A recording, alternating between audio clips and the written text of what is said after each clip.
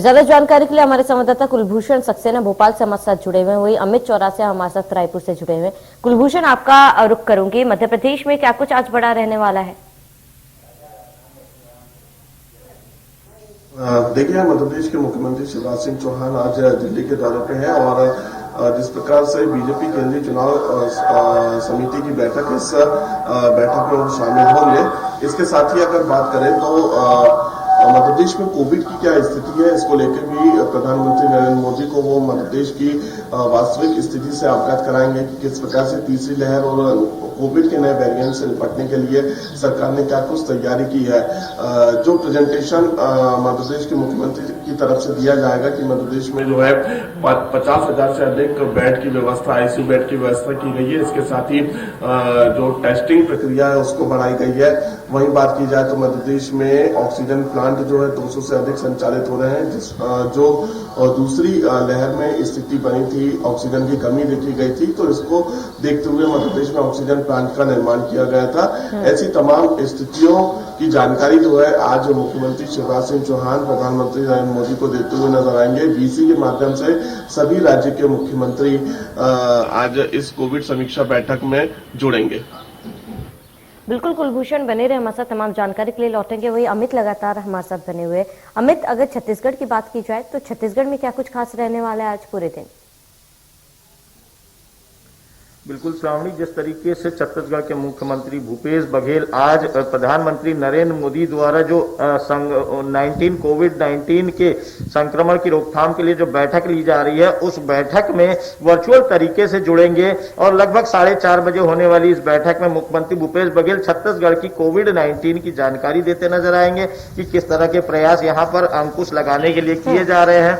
तो ये एक बड़ी अहम बैठक मानी जा रही है कोविड को लेकर। साथ ही हम बात करेंगे यहाँ कोविड के जो प्रकरण है लगातार बढ़ते जा रहे हैं। 5,476 मरीज आज पिछले 24 घंटे में आए हैं, तो ये एक बड़ा आंकड़ा है। और जिस तरीके से 1785 राजधानी रायपुर में ही प्रकरण मिल रहे हैं, तो एक तरह से कह सकते हैं कि कोरोना पूरी तरीके से छत्तीसगढ़ में फैल चुका है।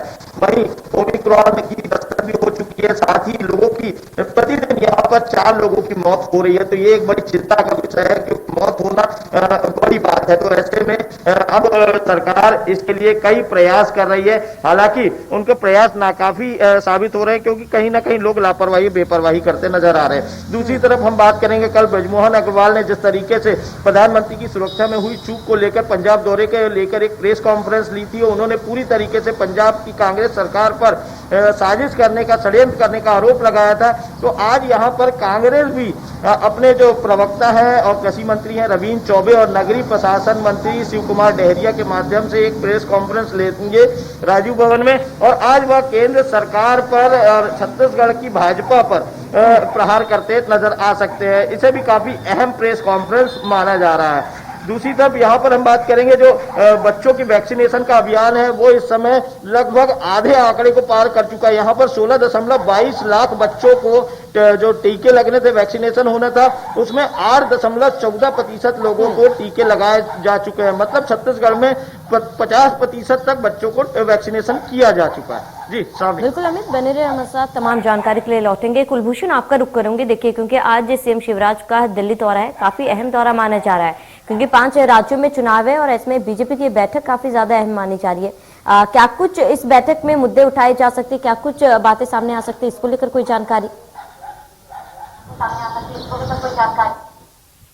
ये बैठक दिल्ली में होनी है और प्रधानमंत्री नरेंद्र मोदी सहित तमाम जो बीजेपी के वरिष्ठ नेता हैं इस बैठक में शामिल होंगे, क्योंकि 5 राज्यों में इलेक्शन है। ऐसी स्थिति में 5 राज्यों में किस प्रकार से टिकट का वितरण किया जाए, और इसके साथ ही अगर हम बात करें तो चुनाव की तारीखों का ऐलान हो चुका है।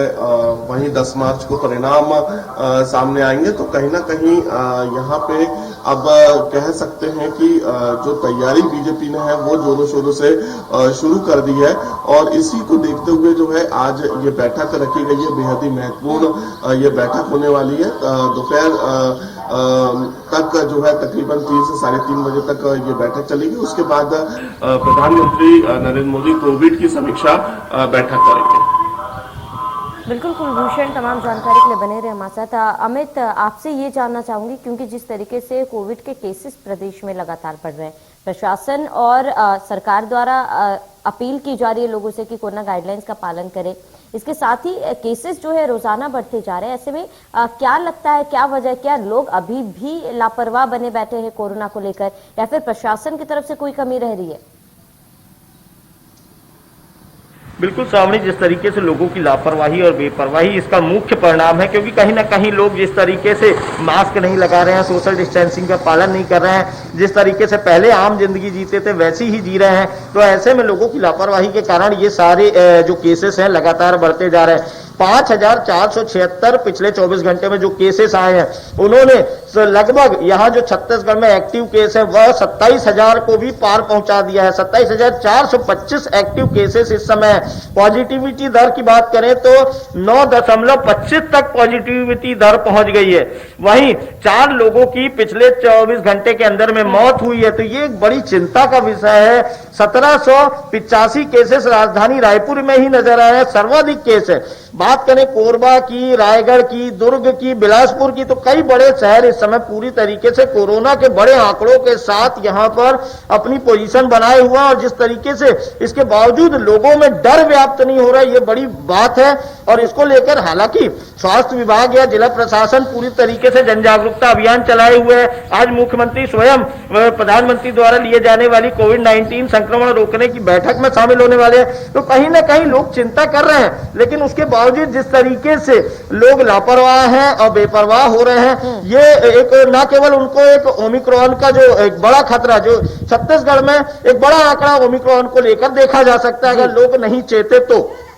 जी बिल्कुल अमित, ये बात बेहद सही कही आपने कि प्रशासन और सरकार द्वारा तमाम अपील की जा रही है, जागरूकता अभियान चलाया जा रहा है, लेकिन इस बात में भी कोई दो राय नहीं कि अगर लोग लापरवाही बरतना कम नहीं करते हैं तो कोरोना भी कम नहीं होगा। फिलहाल बने रहिए हमारे साथ, कुलभूषण लगातार हमारे साथ बने हुए। कुलभूषण, अगर बात की जाए भोपाल की, तो भोपाल में रेल यात्रियों को जो है एक बड़ी सौगात देने जा रही है, तो ऐसे में इस खबर को लेकर क्या कुछ जानकारी है? कोविड के दौरान ये देखा गया था कि जो लोकल जिले से यात्रा करते हैं रोजगार के लिए, लंबे समय से वो आंदोलन कर रहे थे। उन्होंने एक अभियान सोशल मीडिया में कैंपेन चलाया हुआ था, लगातार ट्वीट करते हुए नजर आ रहे थे, क्योंकि जो ट्रेन है उसमें कोविड प्रोटोकॉल का नियम का पालन किया जा रहा था, और जो यात्री सफर करते हैं लोकल यात्री, उनके लिए जो है पाबंदी लागू कर दी गई थी। अब ऐसी स्थिति में एक बार जो है फिर से रेल विभाग ने एक बड़ा फैसला लिया है। अब जो लोकल यात्री हैं उनको प्रवेश दिया जाएगा। इसके साथ ही जो उनके कार्ड और जो उनके पास बनाए जाते हैं वो सुविधा भी जो है दोबारा से रेलवे विभाग शुरू करेगा। बिल्कुल कुलभूषण, अगर मौसम की बात की जाए तो लगातार मध्य प्रदेश में मौसम जो है काफी ज्यादा तापमान जो है काफी ज्यादा गिर चुका है। बीच में बारिश भी हुई थी, ओलावृष्टि से काफी ज्यादा फसलों को भी नुकसान पहुंचा है। इसको लेकर क्या जानकारी, क्या सरकार की तरफ से उन किसानों को मुआवजा दिया जाएगा जिन्हें नुकसान हुआ है? देखिए, ओलावृष्टि के बाद जो है मुख्यमंत्री शिवराज सिंह चौहान ने समीक्षा बैठक कल बुलाई थी, और सभी कलेक्टरों को निर्देश दिए कि जल्द से जल्द जो है जो किसानों की फसलों को नुकसान हुआ है इसकी सर्वे किया जाए, इसकी रिपोर्ट तैयार कर सरकार के पास पहुंचाई जाए। उसके बाद जो है किसानों को यहाँ पे मुआवजे की राशि वितरित की जाएगी, क्योंकि मध्य प्रदेश के कई ऐसे जिले हैं, जैसे हम छिंदवाड़ा की बात करें, बालाघाट की बात करें, पचमढ़ी की बात करें, ऐसे तमाम जिलों में जो है जोरदार बारिश हुई है। बारिश के साथ साथ ओलावृष्टि हुई है, और ओलावृष्टि के कारण जो है किसानों की बड़ी संख्या में फसलें खराब हुई है। इसी को देखते हुए बैठक बुलाई गई थी, और बैठक के बाद जो है तमाम दिशा निर्देश दे दिए गए हैं। मध्य प्रदेश में जिन किसानों की फसलों को नुकसान हुआ है, जिन जिलों में ओलावृष्टि हुई है, वहां पे सर्वे की जो प्रक्रिया है वो शुरू हो चुकी है, और जल्द से जल्द जो है किसानों को मुआवजा दिया जाएगा। मौसम की बात करें तो राजधानी भोपाल में मौसम में ठंडी हवा जरूर चल रही है, लेकिन ठंड का हल्का हल्का एहसास होता है। दिन के समय काफी गर्मी सी यहाँ पे महसूस होती है। शाम होते होते ठंडी हवा के कारण काफी तेज ठंड देखने को मिलती है, लेकिन यहाँ पे देखा जाए भोपाल में तो किसी प्रकार की अभी कोई भी बारिश जैसा मौसम बना नहीं है। कोहरे जैसी स्थिति भी नजर नहीं आ रही है, लेकिन बाकी के जो जिले हैं वहां पे बारिश की स्थिति और घना कोहरा जो है देखने को मिल रहा है। बिल्कुल कुलभूषण, बने रहे हमारे साथ। अमित, अगर हम छत्तीसगढ़ में मौसम की बात करें तो वहां पर मौसम को लेकर क्या कुछ जानकारी है?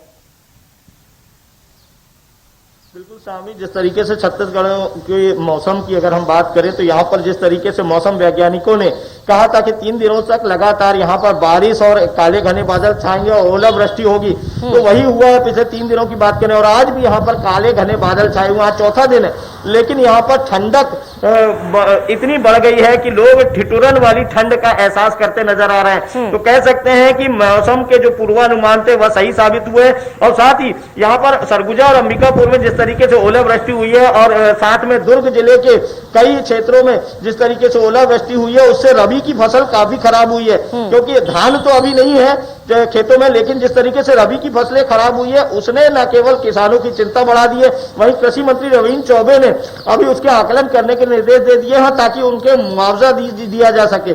साथ ही यहाँ पर जिस तरीके से मौसम ने करवट ली है तो कहीं ना कहीं ठंडक का एहसास हो रहा है। जो घुमंतू प्रवृत्ति के लोग हैं या सड़क पर सोने वाले लोग हैं, उन लोगों की परेशानी ज्यादा बढ़ गई है। हालांकि यहाँ की स्वयंसेवी संस्थाएं उन्हें कंबल वगैरह देकर उन्हें ठंडक से बचाने का प्रयास करती नजर आ रही है।